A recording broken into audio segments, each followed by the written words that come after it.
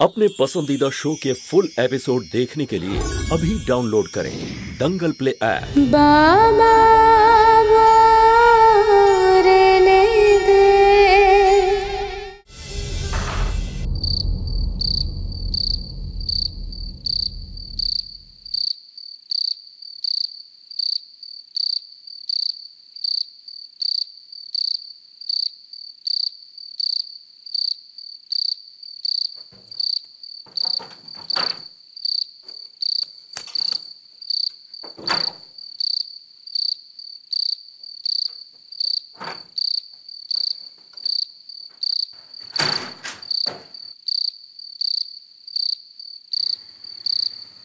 কি হলো ঠাকুরপো, এবার শান্তি পেয়েছো তো? বাড়িতে দুটো টাকা আসবে সেটা সহ্য হলো না। আরে তোমার তো শুধু কয়েকটা মার খেতে হয়েছে, আমরা তো আমাদের প্রাপ্য টাকাটাও পেলাম না। আরে আমাদের রান্না বান্নার জন্য যত না টাকা খরচ হয় বেশিরভাগটা তো তোমার পড়াশোনার জন্য খরচ হয়। আবার দেখো হবু কালেক্টরের রং ঢং কত, একে তো মাসে দু একবারই কাজের সুযোগ পাই আমরা, তার উপরে তোমার তো কথায় কথায় মাথা গরম হয়।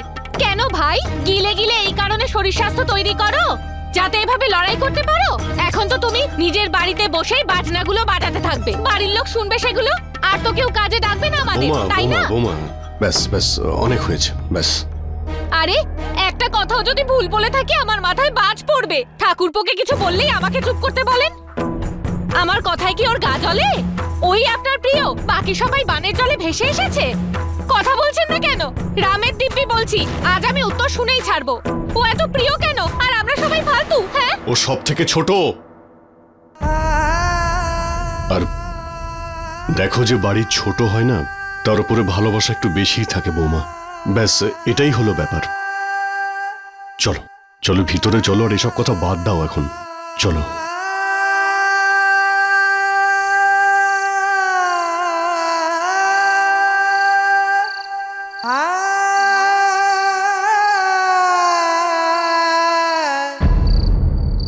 আরে তোমরা চলে এসেছো?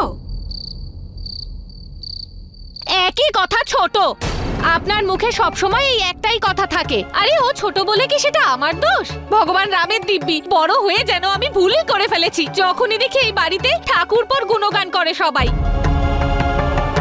ও ছাড়া যেন এই বাড়িতে কেউ থাকেই না। তারপর আবার আমাকে বলবে আমি বেশি কথা বলি। এই দেখো, এই বাড়িতে তো জলটুকুও পাওয়া যায় না। দাদা দাদা কি হয়েছে? দাদা তোর লাগলো কি করে?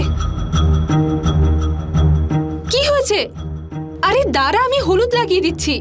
হ্যাঁ, তুইও আদর যত্ন শুরু করে দে। আরে আমার ব্যাপারে কেউ এই বাড়িতে ভাবেই না। কেন, তোমারও লেগেছে নাকি? না, লাগেনি।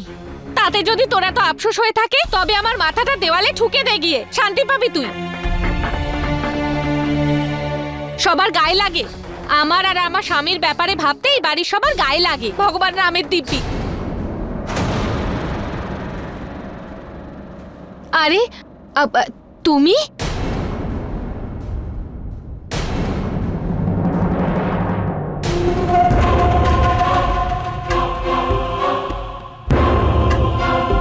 তুমি?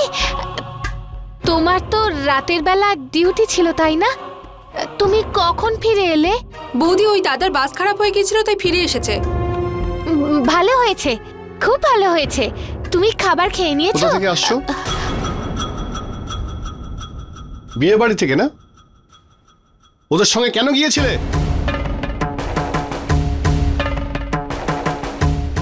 আসলে আমি আমি আমি কি বলবো,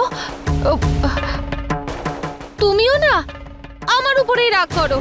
তোমার ছোট ভাইটাকে কিছু বলো না কেন? আরে আমরা তো ব্যান্ড বাজাই বিয়ে বাড়িতে, আর আমাদের কাজ কি বলো তো? আর এই মহান মানুষ ছেলের বাড়ির লোকের সাথে ঝগড়া করে। যদিও ওকেও অনেক মারধর খেতে হয়েছে।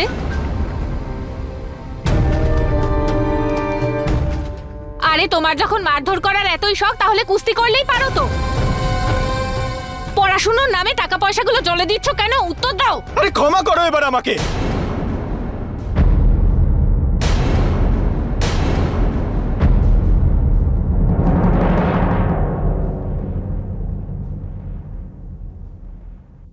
আর আমি কোন রকম খারাপ কাজ করিনি।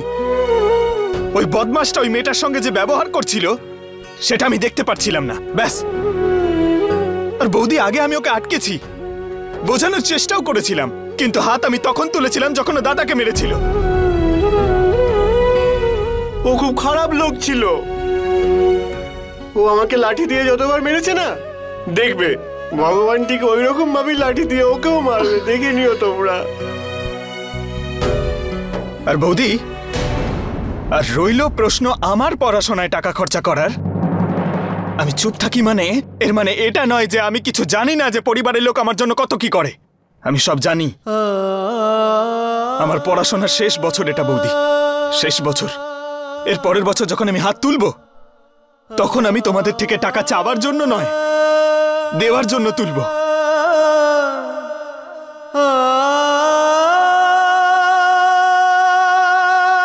মুরলি, মুরলি দাঁড়া।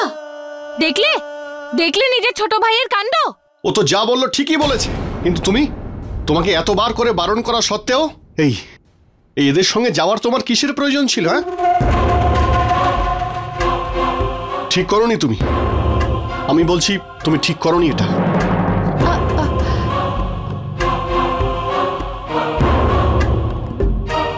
মারবে ভগবান ওকে। চুপ কর, চুপ কর তুই।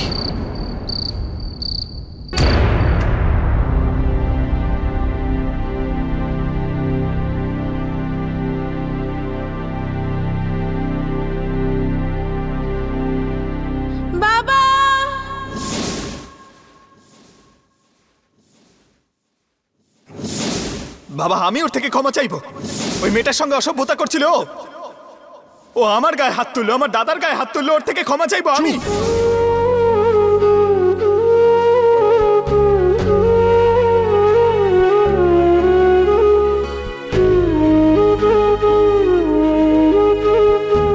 খুব চিন্তা হচ্ছে না তোমার?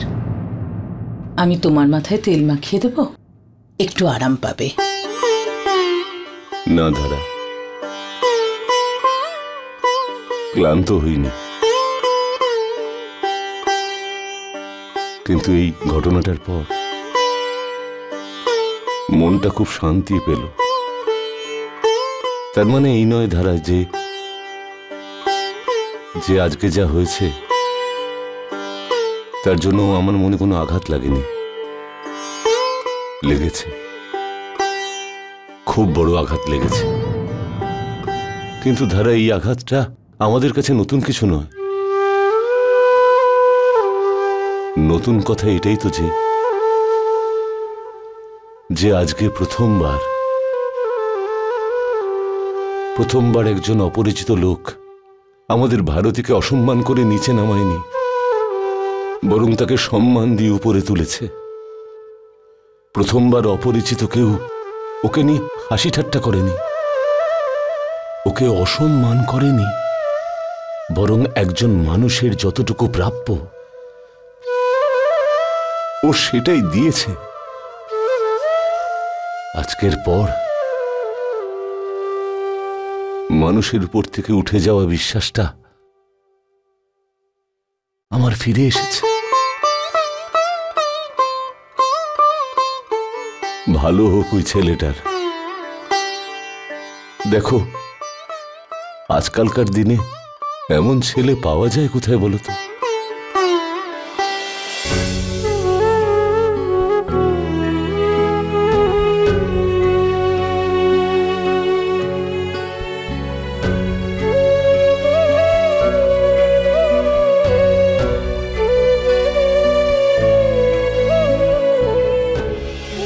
যাও গিয়ে ব্যান্ড পার্টিতে নেচে এসো, সেটাই বা বাকি আর কেন রেখেছো? একটা কথা বলি, তোমার এই বাড়িতে কিসের অভাব রেখেছি? এমন তুমি কাজ করো যাতে আমার নাক কাটা যায়। আরে তোমায় যদি চেনা কেউ দেখে ফেলতো তাহলে কি হতো সেটা ভেবে দেখেছো? কেমন মূর্খের মতো দাঁড়িয়ে আছো। আরে তোমার স্বামী সরকারি চাকরি করে, আর তাও কোনো ছোটখাটো চাকরি নয়, স্টেট ট্রান্সপোর্টের বাসে কন্ডাক্টরের চাকরি করি। আর ইনি অন্য কারো বিয়েতে ইনি সব সময় মাথায় প্রদীপ নিয়ে ঘুরে বেড়ান। দেখো, তোমাকে নিয়ে আর আমি পারছি না। দেখো, প্রত্যেকদিন এই চাকরি করতে গিয়ে কোনো না কোনো প্যাসেঞ্জারের সঙ্গে ছোটখাটো ঝগড়া তো হয়ই। আরে খুচরো পয়সার জন্য প্রত্যেক দিন ঝামেলা হয়। তারপর বাড়িতে এসে সবাই আশা করে তার স্ত্রী একটু চা করে দেবে, একটু খাবার করে দেবে, কিন্তু আমার স্ত্রী রাত দিন এদিক ওদিক ঘুরে বেড়াচ্ছেন। মনে হয় যেন ওনার টাকাতেই আমার এই সংসার চলছে। বকো, তুমিও আমায় বকো। না না, সব রাগ আমার উপরে তোলো।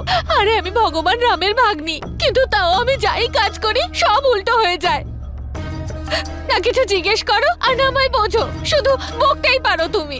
কি দেখো, তোমাকে আর আমি বুঝিয়ে পারছি না। হ্যাঁ, এটাই যে কেন আমি সবসময় ঝগড়াঝাটি করি, কেন আমি ঠাকুরপোকে এত কথা শোনাই, কখনো জিজ্ঞেস করেছো? না, সবসময় শুধু আমাকে বকতেই থাকে।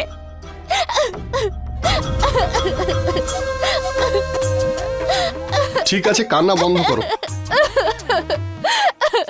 আরে বন্ধ করতে বলছি। আরে চুপ করবে নাকি, দেবো একটা।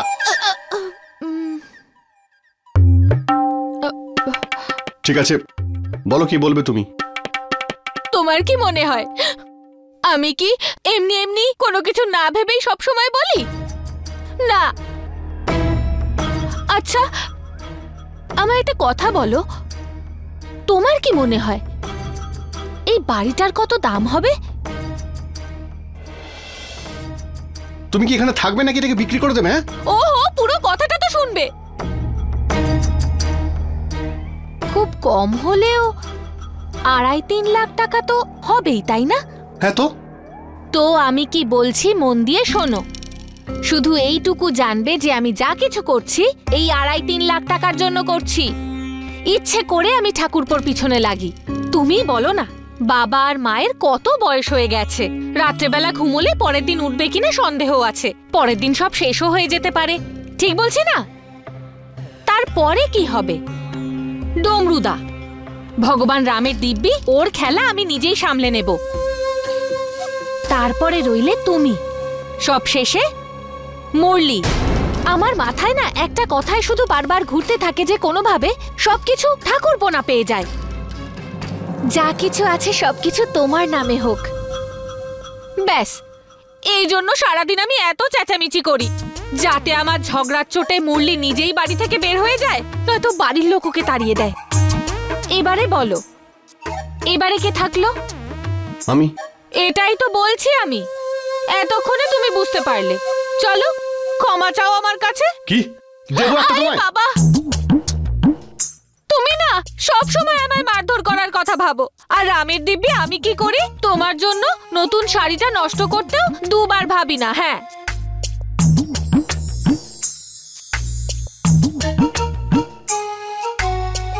খেয়ে নাও না। আরে নাও না, তোমার জন্যই চুরি করে এনেছি। না,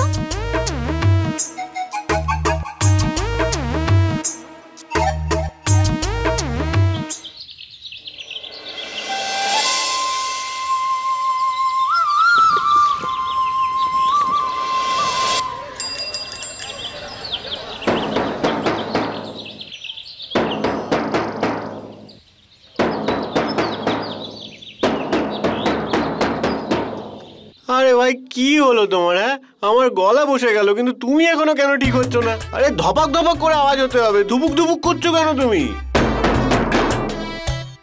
আরে অনেক হয়েছে ডমরুদা। রামের দিব্যি বলছে একটা কাকও বসে নেই, এবারে বাজানো থামাও। হ্যাঁ, বাজনা বন্ধ করো।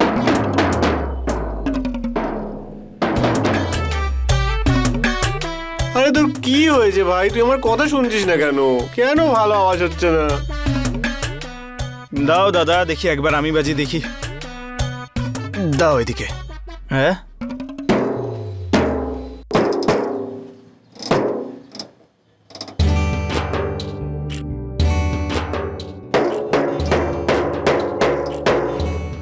এইবার মেরে দেখো তো। বাহ, আরে বাহ, তুমি তো হাত দিতেই ঠিক করে ফেললে। এইবার ঠিকঠাক করে বাজছে এটা। হ্যাঁ, তুমি জানো এটা কেন ঠিক হলো? কারণ এটা তুমি আগেই প্রায় ঠিক করে ফেলেছিলে। আরে দাদা, না হলে আমি এটা কি করে ঠিক করতাম বলো তো? হ্যাঁ, চলো আসছি।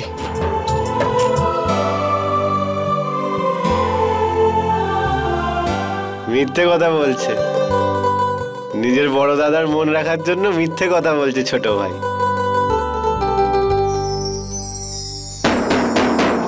তুই পারিস ভাই।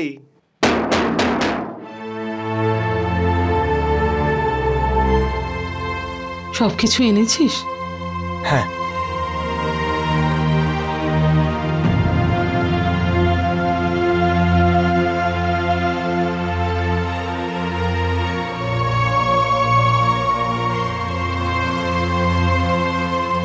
মুরলি,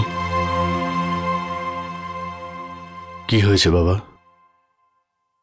এখনো কি মন খারাপ করে আছিস তুই? তুই এতটাই ডেকে আছিস যে তুই আমার মুখের দিকে তাকিয়েও কথা বলছিস না। এমন কিছু নয় বাবা। বাবা, আমি তোমার উপর কেন রাগ করব?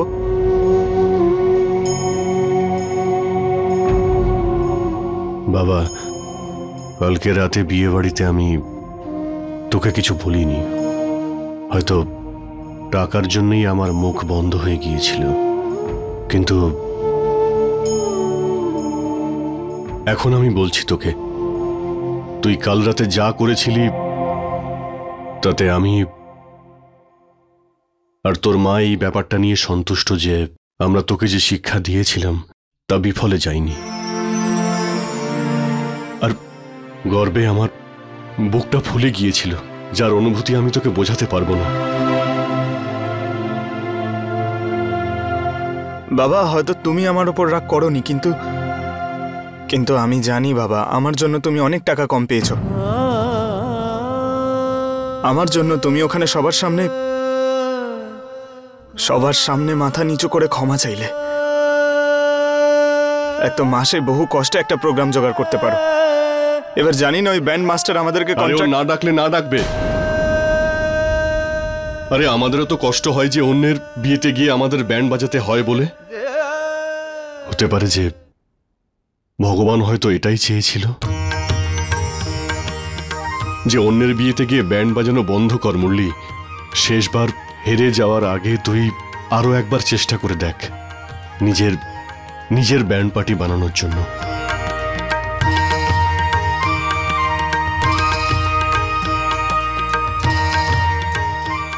এমন পার্টি যেমন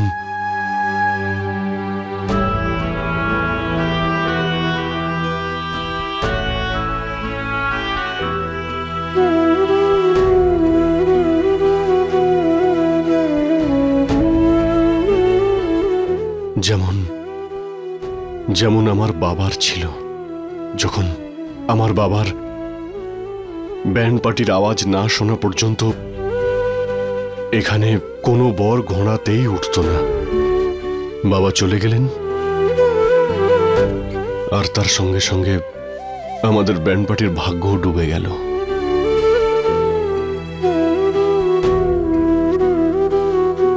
আর আস্তে আস্তে সবকিছু শেষ হয়ে যায়। আর আজকে এমন একটা দিন এসেছে যে সংসার চালানোর জন্য অন্যের ব্যান্ডে বাজাতে হয়। কিন্তু একদিন বাবা, একদিন এই শহরের প্রত্যেক গলিতে লাল ব্যান্ডের ড্রাম আবার বাজবে। চতুর্দিকে আমাদের এই লাল ব্যান্ডের নাম ছড়িয়ে পড়বে।